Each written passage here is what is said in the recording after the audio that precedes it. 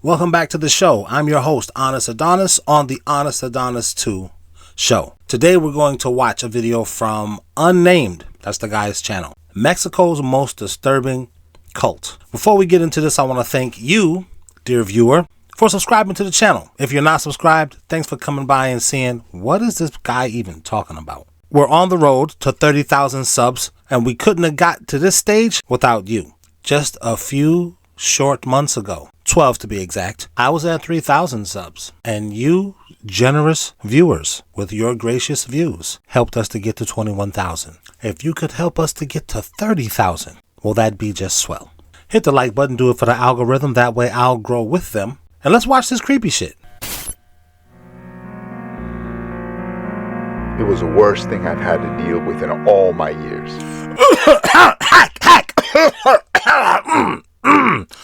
Pardon me.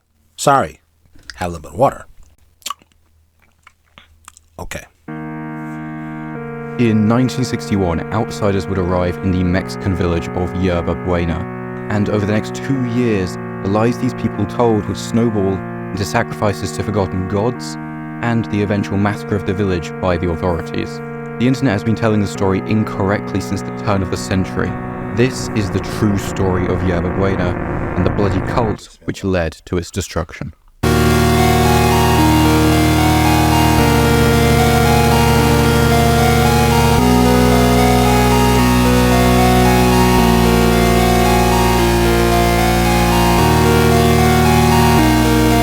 We better be about to play a video game. I mean, what's going on here? I mean, the music is epic.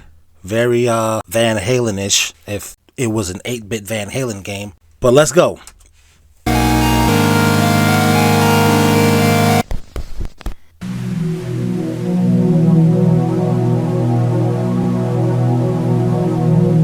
The small indigenous farming community of Yerba Buena was truly remote.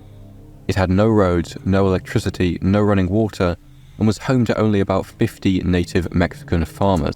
Basically, your mixtape is not gonna go viral in this shithole. Sorry, Yerba Buena, your shit sucks. The only way in or out of Yerba Buena was through a rough beaten cart track, which led to a distant highway. It was upon this track in 1961 that newcomers appeared in Yerba Buena. The two would surely be the first outsiders to set foot in the village unannounced in living memory. Situated at the base of Cerro El Pilon as it was, you couldn't simply stumble across the village. These people had come here with a purpose. Assholes always do. Magdalena and Elizar Solis were fraternal twins. Born in 1945, they were only 16 years old when they ventured out of the tree line into Yerba Buena. Can you see that? This is the type of stuff that conspiracy people do. Oh, 666. Turn the 9 upside down. 6. Woo. It's a conspiracy. Shut the fuck up, bro. And just watch the TV show. They had grown up in Monterrey, Nuevo Leon, where they had learned about Spiritism, the religious study of the supernatural. Spiritism is deeply rooted in the indigenous people of Mexico. During the Mexican Revolution at the beginning of the 20th century, spiritualism and spiritism became inseparable from the anti-government revolutionary movement. Francisco I of Madero, founder of the anti-re-electionist party and the man credited with starting the Mexican Revolution, was a spiritist and medium. In 1911, he published the Spiritist Manual, based upon his spiritist teachings in France. So, this guy started a Ghostbuster book. This is how we ghost bust in Mexico, based on my guy who be ghost busting in France. And claimed he started the Mexican Revolution upon guidance from the spirit. In his writings, he describes the true Mexican religion from antiquity, and argued that the Catholicism that replaced it had become an instrument of domination over the people of Mexico. Spiritists believe that the original ancient religion of Mexico had been preserved, its teachings passed down to a select few, with the goal of one day overthrowing Catholicism and returning the religion of their ancestors to the Mexican people. Well, they was on the right path, kind of. I mean, Catholicism is on some weird shit. I'm sorry, Catholics. Look into your shit. Everything is a lie, right? But that was the truth. Fuck out of here. Magdalena and Elizar Solis left Monterrey together in 1961, traveling south between small indigenous communities.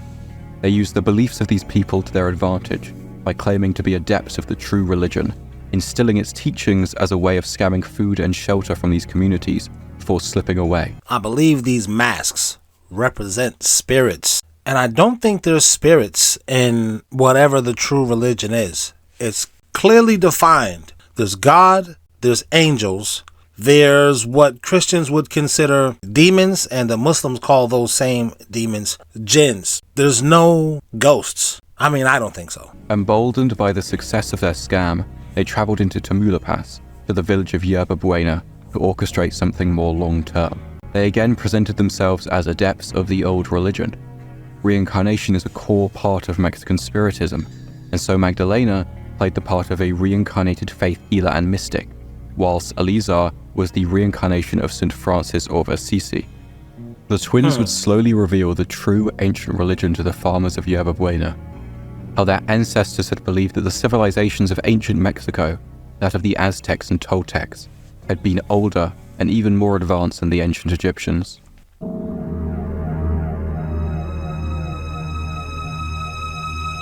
Let me just say, this is a content creator. He's creating content. I didn't know about any of this shit. I don't know where he got his footage from, but I don't think he should have gotten any copyright strikes or any ad suitabilities. That's YouTuber talk. But anyway, this is very well put together, in my opinion.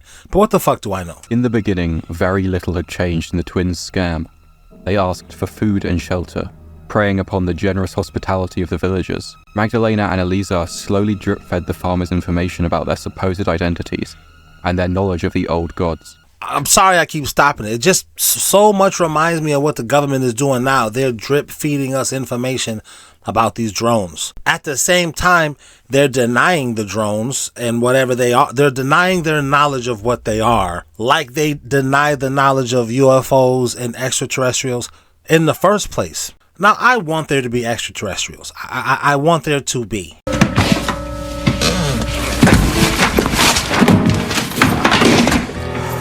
And I think there are, but just not the way the government has explained them to us in mass media. The scam allowed them to extract many more resources from the villagers than they were willing to spare. The twins knew that there would be a point when the villagers discovered their dishonesty and the hospitality, strange as it was, would come to an end. However, this time they planned on staying much longer. When the farmers began asking for more substantial evidence from the twins, they agreed to perform an ancient ritual to prove their supposed identities. The twins' ritual involved the theatrical brewing of a potion, which they claimed had the supernatural power to grant visions. Tarot card bitches. I wondered what happened to the cauldron and bubble, boiling trouble, and being green and having a fucking wart on your nose. You tricky bitch. But in reality, it was laced with marijuana. They convinced the villagers to drink this potion. Now drugged and in a more suggestible state, the sober twins would continue to reinforce and convince the villagers of their lies. This proved to be a powerful and effective technique. Every time the villagers began to doubt the lies of Magdalena and Elizar Solis, the twins would develop new rituals to quell the disbelievers, each time upping the stakes.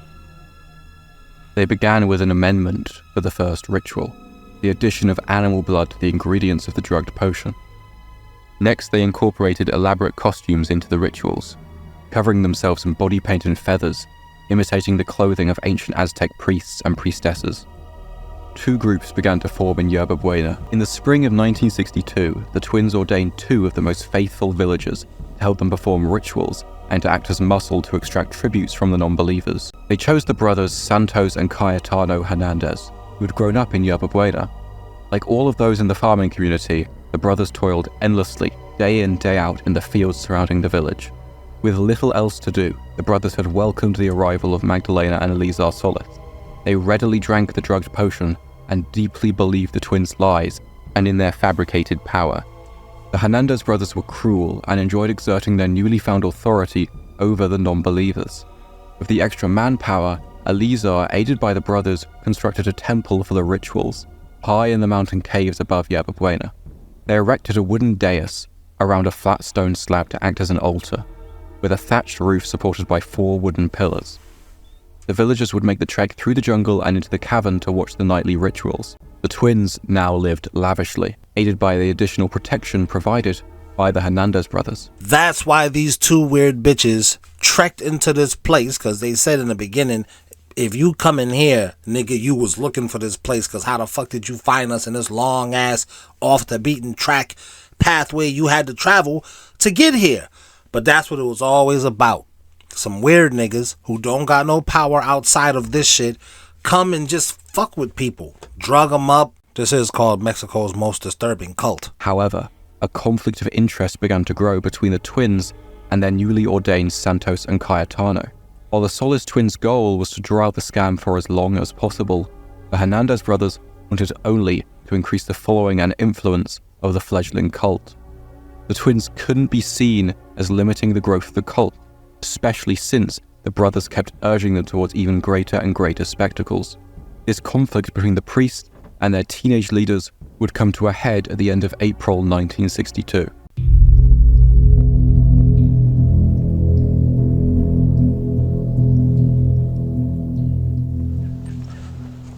As night fell upon Yerba Buena, the villagers made the usual trek through the forest, up the mountain path to the cavern. There, Magdalena, Elisa, Santos, and Cayetano were gathered beneath the thatched roof of their makeshift temple, garbed in the body paint and feathers of ancient Aztecs. As before, they drugged the villagers, who willingly drank the Solis twins' potion of blood and marijuana, as they had become addicted to the concoction over the course of many rituals. Cayetano stepped to the front of the dais and quieted the crowd. He called for a volunteer, someone to offer themselves as a willing sacrifice to the old gods. Cayetano promised that whoever they sacrificed would ascend to the realm of gods, to live with them for eternity. Sounds like the devil. Yo, if you eat off the tree of knowledge, you gonna be like the gods. What if the tree of knowledge was literally just putting on the magic glasses? Well, you're supposed to be grateful for what you have. So I'm grateful I have on the magic glasses, but it's very frustrating. I feel like that guy in the Matrix who'd be like, if these niggas would have told me about the red and the blue pill, nigga, I would have ate the other pill. Fuck you, Morpheus. I kind of be feeling like that deep in my heart, but I just suppress it. You know what I'm saying? What are you gonna do? Incredibly, from the testimony of those who had survived the sacrifices and bloodshed yet to come, one of the villagers offered themselves willingly at the very first sacrifice. So powerful were the drugs and lies of the Solis twins that the villagers of Yerba Buena were willing to lay down their lives for Magdalena and Elisa. Cayetano guided the unfortunate farmer to the altar and instructed them to lie atop it. The Hernandez brothers then made quick and gruesome work of the individual. Santos and Cayetano sliced open the body and removed the victim's still beating heart. After their murderous fervor subsided, Cayetano and Santos collected the victim's blood from atop the altar to substitute the animal blood previously used in the twins' potion. The potion was once again passed round. Finally, the sacrifice's corpse was carried to the corner of the cave and set alight. The twins' grasp had become so powerful upon the farmers of Yerba Buena that the villagers were now content and complicit with murder and cannibalism. And if they had any doubts or reservations, none were willing to speak out, at least for the next 12 months. Every month for a year, a willing sacrifice stepped forth from the crowd and towards that bloody altar. The Solis twins had lost control of the lies they told, soon to owe the lives of at least 15 people. On May 31st, 1963, the villagers of Yerba Buena made their way through the jungle to the mountain cave for the monthly sacrifice. The villagers consumed the ritual potion, and the Hernandez brothers unknowingly called forth their final victim. From within the crowd of adult farmers, Selena Silvana volunteered herself. However, just before she reached the altar, finally, after months of silence, someone spoke out. Hector Solis, Selena's, quote, childhood sweetheart, could no longer bring herself to sit idly by as these executions occurred. He was like, no, you not killing my bitch. Fuck you bitch ass niggas. I'ma whoop somebody's ass in here. One of you niggas touch my girl, I'm fucking somebody up. That's all I know. He caught up to her right before the dais and confronted Selena, desperately trying to intervene. Dude, this is real? Oh my god, I thought this nigga was just telling a story. Yes, nigga, he's telling you the story of some shit that happened. Relax, nigga. Jesus Christ. Decaf, my nigga. But she wouldn't listen to him. She wanted to be sacrificed straight to a god, to live in guaranteed bliss forever. Selena picked up a stone and gave it to him, begging him to use it to crush out her life. They struggled, she fell, and the others rushed in on them, knocking Hector out and pelting Selena with stones until she was senseless. By the time Hector had come to his senses, it was too late.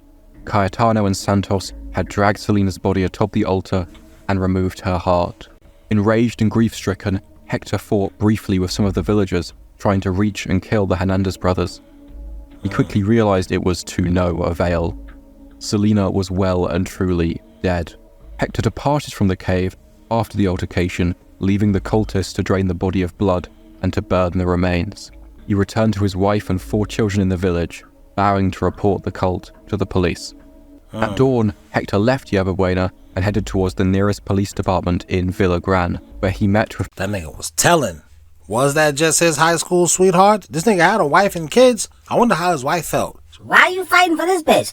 Let this stupid bitch kill herself, nigga. Shit is getting good. At dawn, Hector left Yerba Buena and headed towards the nearest police department in Villa Gran, where he met with Police Inspector Abelardo G. Gomez. Inspector Gomez asked Hector to recall as many names of the cultists as possible and wrote them down. He instructed Hector to return to Yerba Buena as if nothing had happened, while Inspector Gomez collected his men and prepared for a raid. When Hector returned to Yerba Buena, the Hernandez brothers were waiting for him and slit his throat with a machete, but not before discovering that the authorities were on their way. Inspector Gomez gathered his men in Villa Gran and started the trek to Yerba Buena, whilst Cayetano and Santos gathered their most loyal followers to defend the Solis twins. Police poured into the farming community through the rough-beaten cart track, and Cayetano came out to meet them. Inspector Gomez questioned Cayetano from a distance, demanding to know what was truly going on in Yerba Buena. Cayetano claimed to know nothing of the cult, and to be but a simple farmer, but Gomez wasn't fooled so easily. He told me he was a farmer like all the rest. I have not been a rural policeman for long years for nothing. I knew he was lying. I told Luis Martinez, one of my men, to take him in for questioning. When Martinez stepped forward, Cayetano brought out his machete fast as lightning and nearly cut Martinez's head off, killing him instantly. Before Cayetano could make it halfway back to the hut from which the cultists were mounting their defense, police had filled him with lead. This prompted Santos and the others to return fire. Gomez instructed his officers to spread out, take cover, and return fire. Bullets ripped through the thin walls of the hut in both directions. When the gunfire settled, Inspector Gomez and his men carefully approached the hut. We systematically shot up the mud hut so that no one inside could stay alive. When we went in, they were all on the floor, dead.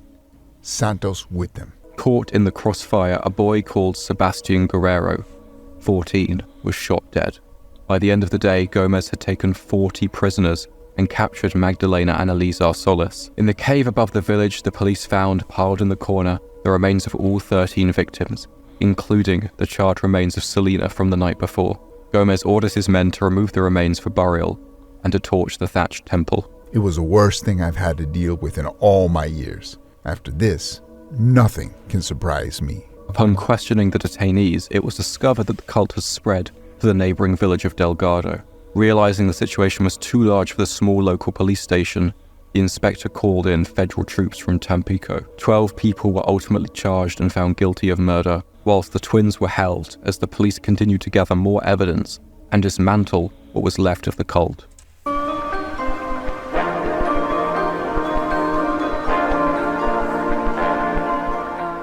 When I first approached this video topic, the themes and outline of the video were completely different from those of the final product. The more research I did into this cult, the more I came to realize that the internet's modern retelling of the story is so far removed from the ground truth that the two are now becoming almost indistinguishable. We'll begin with the Wikipedia entry for Magdalena Solis. The article begins as follows.